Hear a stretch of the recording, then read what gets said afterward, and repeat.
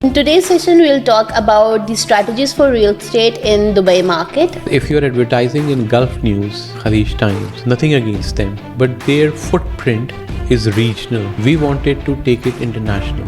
What time they should buy the property. Best time was yesterday. Today is still not that bad. Tomorrow is not going to be that perfect because you're going to lose out and miss out on those opportunities, because if you have the money today, invest today. I'm not saying do not be cautious and do not do your due diligence head first, just jump in it. No, do your due diligence, but start the process and keep tangible deadlines. If you talk about areas, I will say Dubai Land Road, Dubai South, Dubai Land. If you are looking to invest just for the sake of investment and you have a long-term strategy, then these three areas are going to provide you with the best dividend that's possible. Ittihad Rail is coming, which is going to be in Dubai South. And then the connectivity from Dubai South to all across Dubai is going to be through Dubai Land. There are 3 metro lines that are going to crisscross each other in Dubai Land. Price augmentation or price hike or capital appreciation for them is still there, but in a micro city or in a master community, that is going to be substantially more.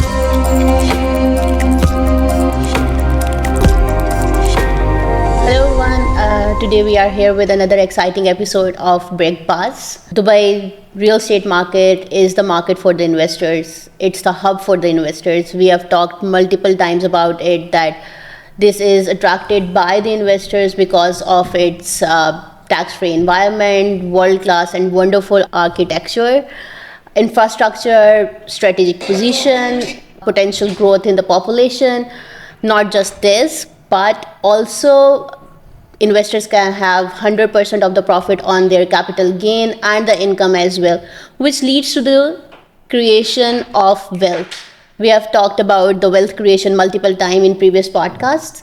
You can check them out if you are skipping them. In today's session, we'll talk about the strategies for real estate in Dubai market. For that, we are having Mr. Asim. Thank you so much. Thank you. There's a question which always intrigued me since you said that. Be in Dubai at this point of time. What brings you to Dubai? What brought me what brought you was to Dubai? So I was thinking about opening a venture. It was basically, Capella was formed on an MIT startup model of how digital transformation should happen in a real estate industry. If you see series like Selling Sunsets, it was basically based on a very tech-savvy, small organization, which is a boutique real estate concept, and that we created back in the day when you did not have all these digital platforms, and you used to have the weekend was on Friday. So Friday morning we used to have this thick of a newspaper, be it Khaleej Times or other newspapers, and we used to have all property ads there. And we entered the market at that time, wanted to create a digital platform, be it a website or social media, YouTube, LinkedIn, Instagram, all those things, and have the properties, primarily Dubai real estate, shown to the whole world through those platforms. Because if you're advertising in Gulf News and if you're advertising in Khaleej Times, that is an amazing platform. Nothing against them, but their footprint is regional. We wanted to take it international. Dubai was international. Now when you talk to people about Dubai, they know what Dubai is all about. The growth has been phenomenal, and that growth has been broadcasted across the globe. But at that particular period of time, it was still in being formed and being developed. Okay, I'm rephrasing my question. What brought you to Dubai? Not just an aeroplane. No. Since you were in, like, everybody in the real estate market, real estate professionals, consultant, what's not, they were in some other profession. And then when they came here, they started doing the real estate. It's What very makes you to take, customer centric approach. So yeah, we decision? were we were looking for opportunities. I told you this was an MIT startup model, and Yes. we were looking for opportunities of what to do. And we were here in I think it was November or December back in 2011, and one of our friends were there, and he said, I want to buy a property. I want to buy a couple of 2 or 3 apartments. He picked up the phone, looked at some listings, and dialed 2 people.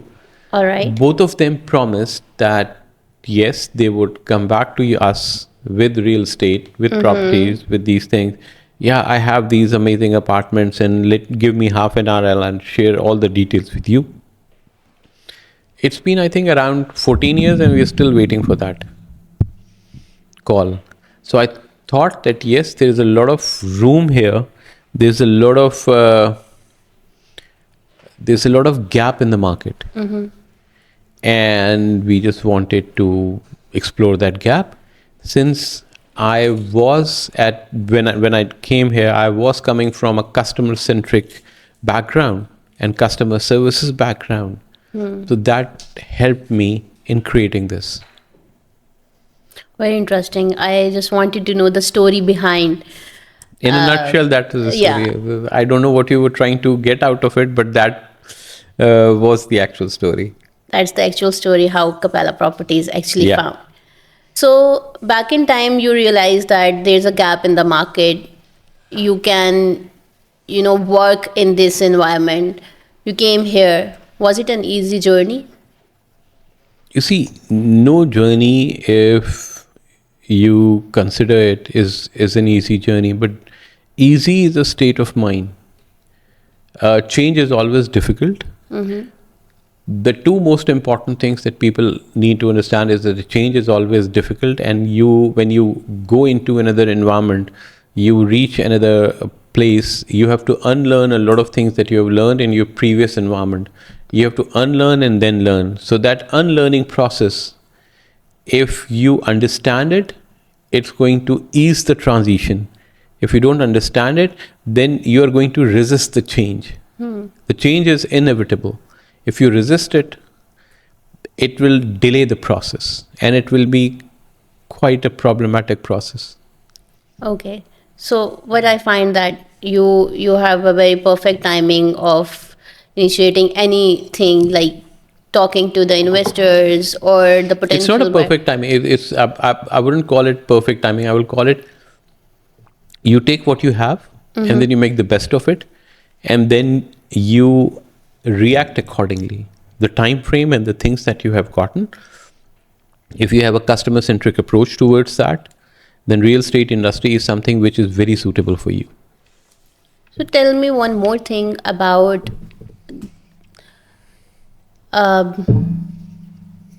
the people who wants to invest in real estate in coming year 2025. What do you think they should go for? They should go for what specific areas they should go for investment, what time they should buy the property, what's the whole picture of this time frame? It's a very cliched answer, but the time is always, the best time was yesterday, and today is still not that bad. Tomorrow is not going to be that perfect, because you're going to lose out and miss out on those opportunities, because if you have the money today, invest today. What's the perfect market timing for the maximum wealth creation for the investors or anybody who wants to buy? Enter the market today. Do not procrastinate. Half of the time I meet people who say, I've been thinking about it for over 6 months. I ask them, how much money do you have? If they tell me, I said, okay, just by ROI, 1 year's ROI is, for example, 12% or 10%. So you've lost 5% on that, and your capital gain would have been 20% in the first year. So 25 or 28% you have already lost. If you're just thinking about it for 6 months or a year, if you've been thinking about for a year, or if you're thinking about 6 months, you Yeah. already lost Losing. that much value in terms because you have been thinking about it. I'm not saying do not be cautious and do not do your due diligence and just jump head over heels on it and like head first, just jump in it. No, do your due diligence, but start the process and keep tangible deadlines. I'm going to start this process. I'm going to make a decision by the end of, for example, if you're talking today, Asim, by end of Fab, I should have one property, right? So by end of Fab means that I have just January to look into things, to see which projects are coming, which areas are going to be suitable, when are the projects going to be launched, when are the first phases of those projects are going to be launched. So if you tell me, Asim, I have 5 million, then I'll say, okay, go for a townhouse. MR is coming up every month with new projects. There are other things coming up. If you talk about areas, I will say Dubai Land Road. That's a developing area.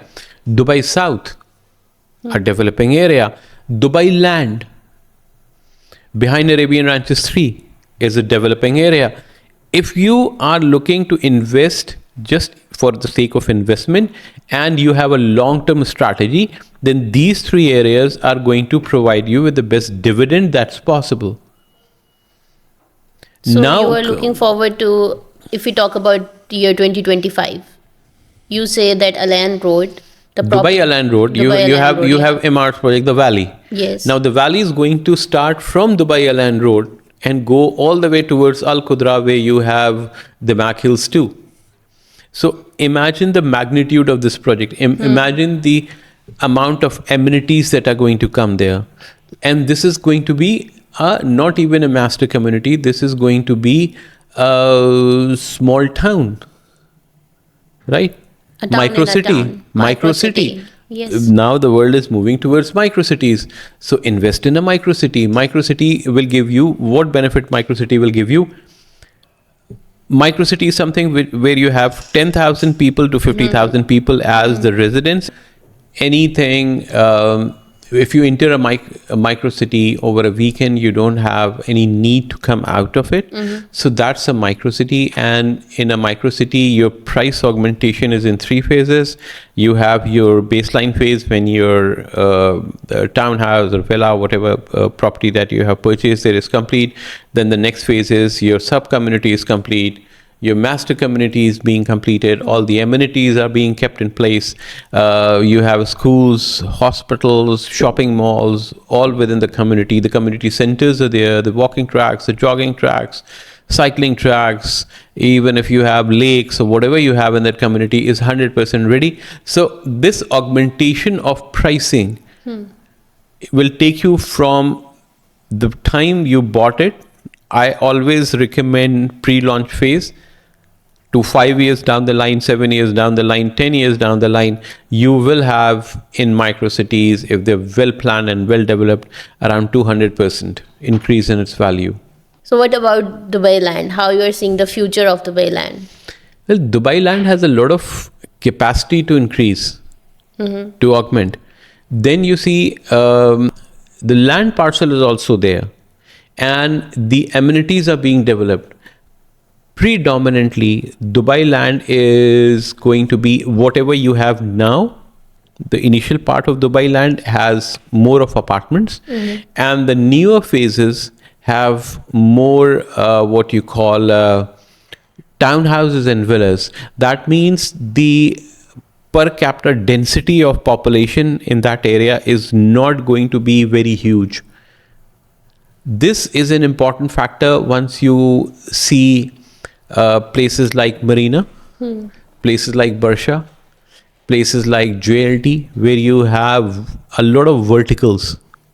You have a lot of apartment buildings. That means the human density in those areas, or the traffic density, or the amenities density, that is going to be higher. Now, all these places where I'm talking about, you will have a lot of amenities coming here, including metro lines. Metro lines are going to be a game changer for that location because the connectivity is of immense importance.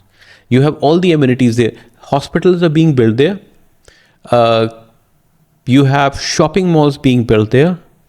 You'll have communities which will have self-sustaining infrastructure in terms of, like, you have lagoons. A lot of greenery is Right. going to come in that area. A lot of water bodies are going to come in that area. So overall, Dubai land is going to be a very, very sought after area. So the earlier you identify this and the earlier you invest in there is going to be better for your dividends. My vote will be, at this particular period of time, would be villas and townhouses. Hands down, there is no comparison. And Why? I'll give you Because why? I'll give you the reasoning for it. People resist me like you, Okay. and then I'll give you the reasoning for it. Reason number one: now Dubai is moving towards a place where people are not just investing, but they're making this place a home. So an average family size, which an year back, if I remember, we used to talk about 4.8 being the average family size, has gone to 5.3. Majority of the apartments that are being constructed are studios and one bedrooms. That studio or that one bedroom is not going to be able to house your 4.8 to 5.3 people per family. You need bigger place. That is the reason, if you see the new townhouses and villas that are being launched, have moved from 3 bedroom to a 4 bedroom as the basic standard unit. There's a reason for it. There's a logic behind it.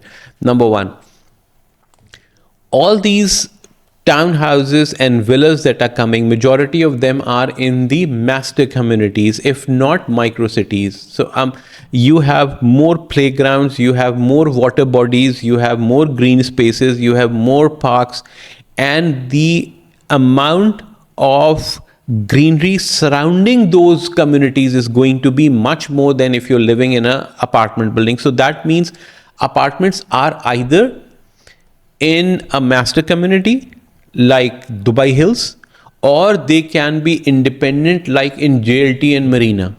That means the price augmentation or price hike or capital appreciation for them is still there, but in a micro city or in a master community, that is going to be substantially more. From an investment perspective, right now, townhouses and villas are going to be a better option. The third thing, we have a significant high percentage of apartments already in Dubai. If you have a comparison, then 75% of the properties are actually apartments, and 25% of the properties that are in Dubai are townhouses and villas. And there is a dire need to have more townhouses and more villas to absorb the larger families that are going to move to Dubai, because there is a migration of people coming to Dubai as well, a global migration. How are you going to take care of that global migration if you're only going to concentrate on studios and one beds? All right. So, what do you suggest to the people who want to buy an apartment? Should they go for the apartments located in the micro cities or outside the micro cities? Alternatively, what's the alternate for this? That's what we are trying to discuss. Okay, so the alternate is to go for like a beachfront apartments. Now that that may or may not be in a micro city, or may not be. Majority of the times it's not, like Dubai Harbour. Dubai Harbour, you have Shobha there, you have Emaar there. Predominantly it's Emaar, but you have Shobha there, and you have Damac there, and you have other developers there coming on that. So that belt is amazingly beautiful. There are apartment projects on the Palm. Now, everything is not going to be made by Nakhil, but the other developers like Omniath is on the Palm. Amazing buildings, amazing construction. The Dorchester project, if you go and visit that, it's an amazing place. So all those projects will retain their niche value. But you have to understand that if you want to be in a position of actually having that one apartment and then say, okay, then I'm going to invest in a particular niche building so that I have that capital appreciation, because capital appreciation will only come if you have some amount of exclusivity. That is one of the reasons, not the only reasons, why you have so many buildings coming in with a specific somebody, like Bingati is doing. So Bingati has a whole philosophy behind it, a whole thought process behind it, that yes, we are going to identify this project and we are going to associate with this brand, or we are going to associate with this brand or that brand, because that is going to bring in a certain level of exclusivity which is not in the rest of the buildings in that area. So you'll have to identify those projects and invest there. Thank you so much for giving us your valuable insights regarding the properties and the way forward for 2025. We'll come back with another new episode next time. Thank you so much. If you have any questions, please do write in comments. If you have any topics to be discussed with us, or any information required regarding the real estate, please let us know. Thank you so much.